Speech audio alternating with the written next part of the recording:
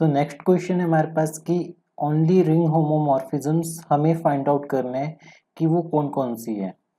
तो फाई या फिर एफ, मान लेते हैं कि एफ ही आपके पास, f from Z to Z, f from set of integers to set of integers, आपके पास होमोमॉर्फिज्म्स है। तो हमें ये फाइंड आउट करना है कि ये जो पॉसिबिलिटी है ये तो या आपके पास आइडेंटिटी होमोमॉर्फिज्म होगी या फिर जीरो होमोमॉर्फिज्म होगी। ठीक है, शुरू करते हैं। सबसे पहले मान लेते हैं कि एफ आपके पास जेड टू जेड एक नॉन जीरो होमोमॉर्फिज्म है। क्या है? नॉन जीरो होमोमॉर्फिज्म है ये आपके पास। ठीक है, क्योंकि जेड जो है वो एक इंटीग्रल डोमेन है। जेड क्या है आपके पास? एक इंटीग्रल डोमेन है। इंटीग्रल डोमेन का मतलब समझते हैं क्या होता है। इंटीग्रल डोमेन आपके पास एक कॉम्यूटेटिव रिंग होती है विद यूनिटी, जिसमें आपके पास जीरो डिवाइजर्स नहीं होते, विदाउट जीरो डिवाइजर्स, जिसमें जीरो डिवाइजर्स नहीं होते। तो जेड एक इंटीग्रल डोमेन है, देयरफॉर जो एफ ऑफ वन है वो वन पे मैप होगा। तो आइडेंटिटी यूनिटी एलिमेंट की इमेज यूनिटी एलिमेंट आ रही है। तो मान लेते हैं कि n आपके पास z से बिलोंग करते हैं, n कोई इंटीजर है। ठीक है, अगर n कोई इंटीजर है तो हमें f ऑफ n की इमेज देखनी है। केस वन है कि n जो है आपके पास वो पॉजिटिव इंटीजर है। तो f ऑफ n को हम कैसे लिख सकते हैं? f of one plus up to one, n times हमने इसे ऐड किया, n टाइम्स क्या किया? ऐड किया हमने इसे। देन नेक्स्ट हमने लिखा इसे ब्रेक करके, that is f of one plus up to f of one, that is n times. हमने इसे कैसे लिखा? n टाइम्स लिखा। तो फाइनली हमने इसे कैसे लिखा? n times f of one. तो f ऑफ वन की इमेज तो वन है, तो ये आ गया आपके पास n into one, that is equal to n। तो f of n equal to n आ गया आपके पास। ठीक है, तो फर्स्ट केस में क्या आ गया? अगर n जीरो से बड़ा है तो f of n equal to n।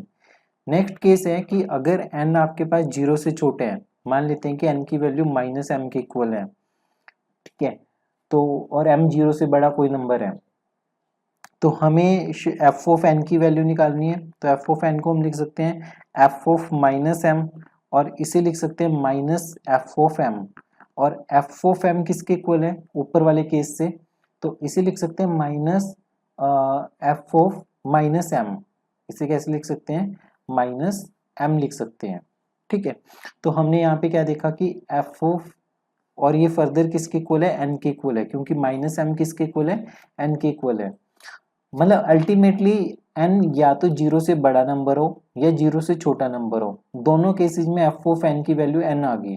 ठीक है, तो इसका मतलब क्या हो गया आपके पास कि जो f है वो आइडेंटिटी होमोमॉर्फिज्म है। क्या है वो?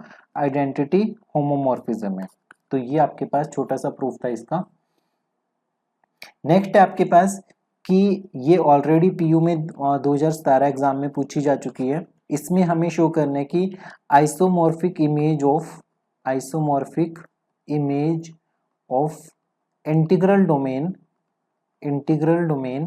Is a integral domain. हमें ये देखना है। तो गिवन हमारे पास क्या है? मान लेते हैं कि f from r to s हमारे पास क्या है? एक रिंग आइसोमॉर्फिज्म है। वर्ड इंपॉर्टेंट है ये, रिंग आइसोमॉर्फिज्म, क्योंकि आपके पास आइसोमॉर्फिक इमेज बोला हुआ है। तो ये गिवन है रिंग आइसोमॉर्फिज्म, ये गिवन है। ठीक है, तो हमें क्या शो करना है कि इंटीग्रल डोमेन है। तो इंटीग्रल डोमेन के बारे में पहले देखते हैं कुछ चीजें। इंटीग्रल डोमेन में हमें ये चीज प्रूफ करनी पड़ेगी कि जो रिंग है, जो कि एस रिंग है, वो आपके पास कॉम्यूटेटिव रिंग होगी। वो क्या होगी? कॉम्यूटेटिव रिंग होगी। ठीक है, सेकंड थिंग हमने ये प्रूफ करनी है कि अगर दो नंबर्स का मल्टीप्लीकेशन जीरो आ रहा है तो हमें ये शो करना पड़ेगा या तो S1 जीरो है या फिर S2 जीरो है। ठीक है, इंटीग्रल डोमेन में हमें ये प्रूफ करना होता है कि ये विदाउट जीरो डिवाइजर्स है। क्या है? विदाउट जीरो डिवाइजर है। तो सबसे पहले हम क्या करेंगे कि S में दो एलिमेंट्स कंसिडर करेंगे, S1 और S2, और उनकी प्री इमेज हमें पता होगी कि R1 और R2 उनकी प्री इमेज है। तो सबसे पहले हम वो कॉम्यूटेटिव शो करेंगे, फिर शो करेंगे कि वो विदाउट जीरो डिवाइजर्स है। तो मान लेते हैं कि आपके पास S1 और S2 दो एलिमेंट्स है जो S से बिलोंग कर रहे हैं। क्योंकि F आपके पास गिवन है कि R2S आपके पास ऑन टू है, ये क्या है? 1 1 ऑन टू है। देयरफॉर R1 और R2 बिलोंग करते हैं R से, such that f of R1 equal to S1 है, f of R2 equal to S2 है। ठीक है, अब S1 S2 को हम कैसे लिख सकते हैं, f of R1 into F of R2, और क्योंकि ये होमोमॉर्फिज्म है तो होमोमॉर्फिज्म की प्रॉपर्टी होती है कि हम इसे कंबाइन करके लिख सकते हैं R1 इंटू R2, और क्योंकि जो R है वो इंटीग्रल डोमेन है, इंटीग्रल डोमेन में आपके पास ये कम्यूट कर रहे हैं तो हम इसे R2 इंटू R1 लिख सकते हैं। ठीक है, और इसे लिख सकते हैं f of R2 into F of R1, और इसे लिख सकते हैं S2 इंटू S1। तो फाइनली हमारे पास क्या निकल के आया सामने कि S1 इंटू S2 किसके इक्वल हो गया, S2 इंटू S1। इसमें से हर एक जो स्टेप है वो लॉजिकल है, कुछ भी ऐसे नहीं है कि हमने ऐसे लिख दिया। यहाँ से यहाँ तक हमने क्यों लिखा, क्योंकि हमें पता है कि S1 को लिख सकते हैं f ऑफ R1 और S2 को लिख सकते हैं f ऑफ R2। फर्दर इसको ऐसे कैसे लिख सकते हैं, क्योंकि होमोमॉर्फिज्म की प्रॉपर्टी होती है कि f of A into B equal to F of A into F of B, इसके इक्वल होते हैं। तो यहाँ से हमने ये वाली चीज इसकी हेल्प से लिखी है।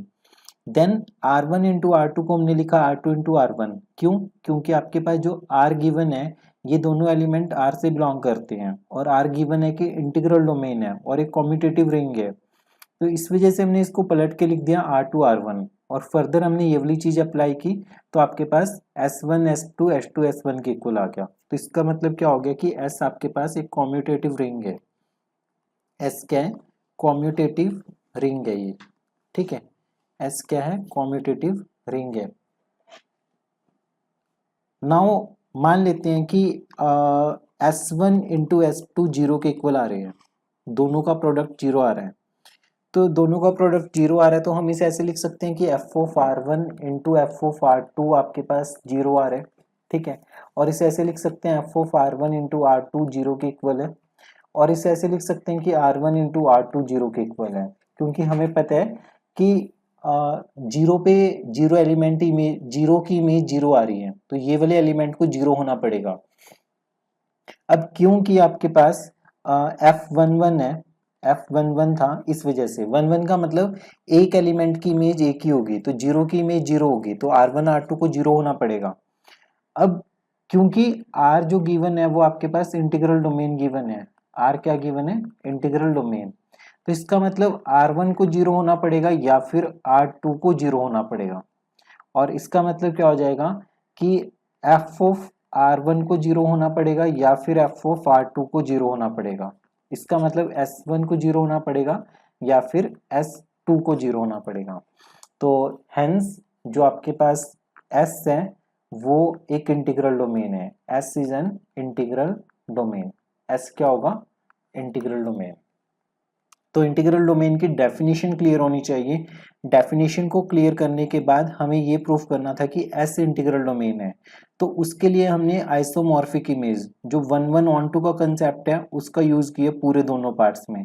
एक स्टेप आपके पास ये था कि जो इसे कॉम्यूटेटिव रिंग प्रूफ किया, सेकेंड स्टेप में हमने इसे प्रूफ किया कि आपके पास इसमें विदाउट जीरो डिवाइजर्स है। ठीक है, तो ये दो स्टेप्स में ब्रेक किए इस वाली पूरी थ्योरी